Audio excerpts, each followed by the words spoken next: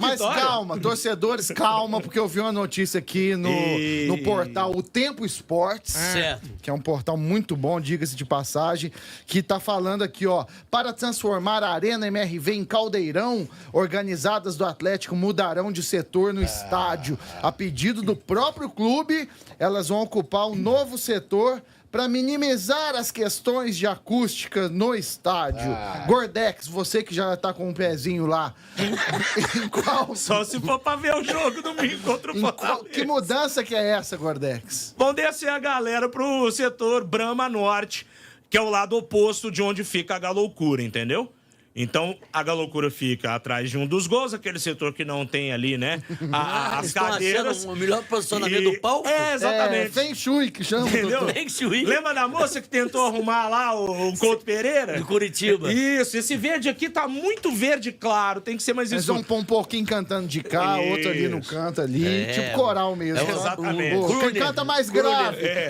Baixos e barítonos. Barítonos, ali do outro lado. À esquerda do banco de reservas. Vamos, coral.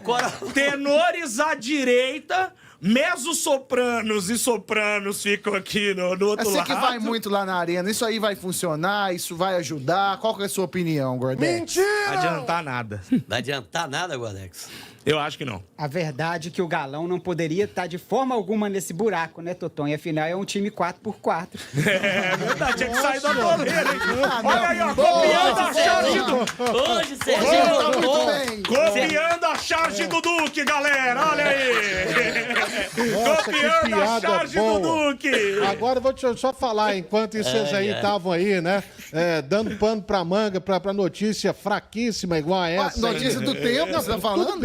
Tudo bem. Isso aí, cara, querendo saber se o Frederico torcedor Teixeira, vai seu ficar, chefe. se vai Não, não. ficar, O se chefe vai é o Jota. ficar lá no setor norte ou no setor sul, vai ficar no colo do capeta. Deixa eu falar um negócio Fala, aqui. menino. O cara tá te Isso ouvindo aí, ó. isso Escreveu a aí. notícia e tá ali. Beleza, um abraço pro Fred. Deixa eu só falar um negócio aqui. Isso aí que o Rafa falou, que vocês não deixaram ter sequência, ele tá coberto de razão.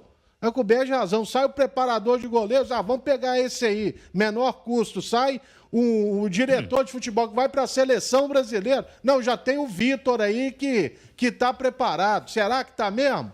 Mentira, então, pô, vamos começar a investir aí, porque fala e não faz nada, e sem contar que estão devendo mais 3 Hulks, hein?